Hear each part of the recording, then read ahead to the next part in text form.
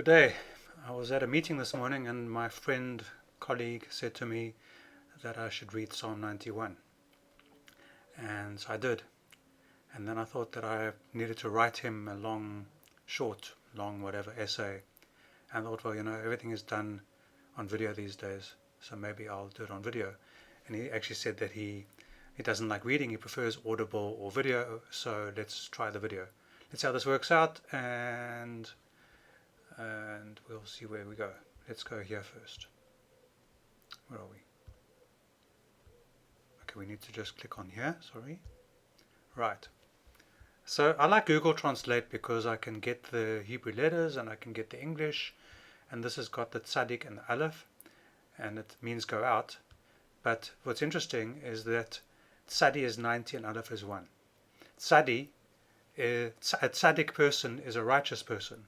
Righteous starts with the word right, R-I-G-H-T. Add E-O-S, you get righteous. The right angle triangle has got 90 degrees. So when we say that someone is righteous, we're saying that they are 90 degrees, they're in perfect alignment. And as you know, there was that famous man who said the square on the hypotenuse is equal to the sum of the squares on the other two sides, Pythagoras. But the tzaddik, the 90 degrees is the symbol. It is the archetype of 90 degrees being righteous, being right, being God-fearing. And we'd have to do a story about what fearing means. Then the aleph, this letter over here, because Hebrew we read from right to left. So the tzaddik is 90 and aleph is 1. 1 is the symbol, it has the archetype for divinity, the one. God is the one, divinity, the infinite, the eternal.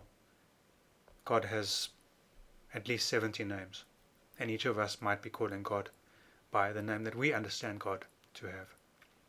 So 91 is the tzaddi, which is the righteous, the right, and that doesn't mean that you can be arrogant and tell other people to believe what you believe. You can certainly have a discussion, nothing wrong with that, and a debate.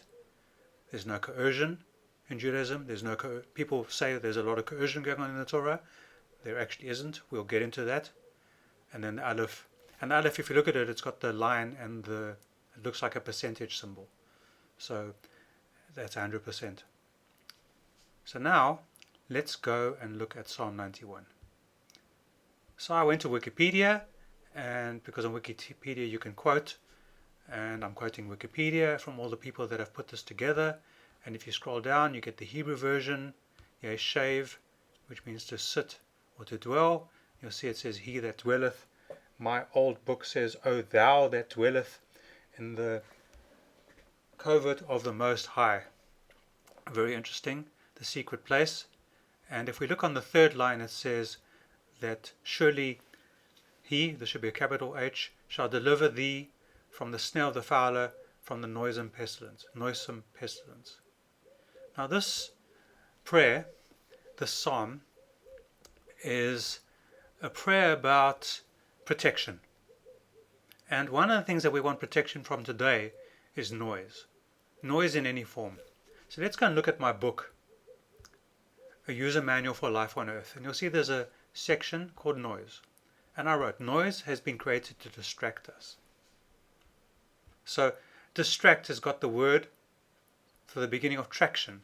If we are distracted, then we lose traction. We lose the ability to go forward on our path, or to even change direction on our path, because maybe our path needs to change direction. And when there's noise, our focus on the noise means we don't see what is really happening.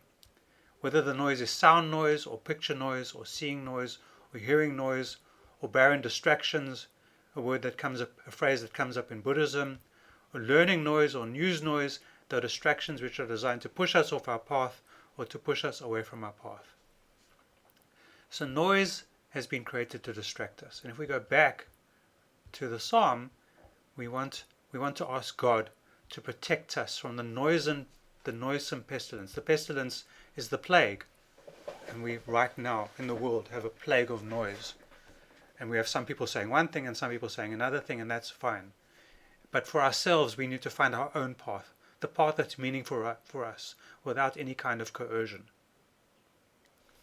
And then it reminded me about a blessing in our Siddur, in the Jewish Siddur, the Jewish prayer book, and it's in a section of the Talmud or the Mishnah called Berachot 16b, and it's a prayer that Rabbi Yehuda HaNasi said, so we can find out who Rabbi Yehuda HaNasi is.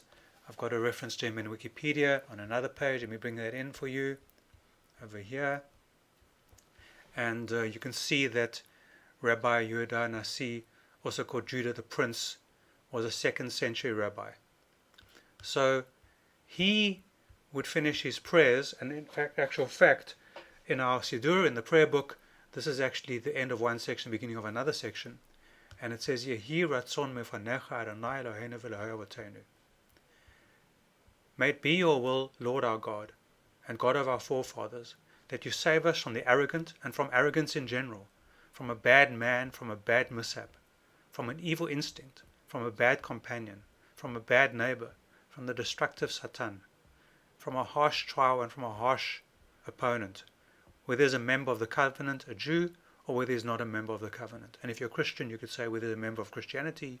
If you're Muslim, you can say whether he's a member of a fellow Muslim, or if you're Tibetan, you can say Tibetan. So whether he's a member of my faith or of another faith, may I be protected from him. And the interesting thing about the word Satan, which comes up here, Satan, which we think of as evil, is that my translation says that Satan is a spiritual impediment.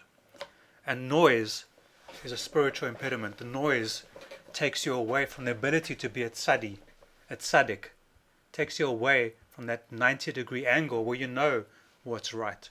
Where in your heart you know what's right. When you know where to go. And once you know where to go, you find enlightenment. You find God.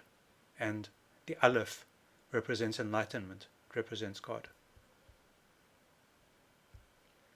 So I'd like to bless you all, that you can have a wonderful day and that you can learn the deep meaning of what's in our ancient wisdom, and you can learn from David's Ancient Wisdom School doors, and you'll find me online, and here I am. Amen. Have a nice day.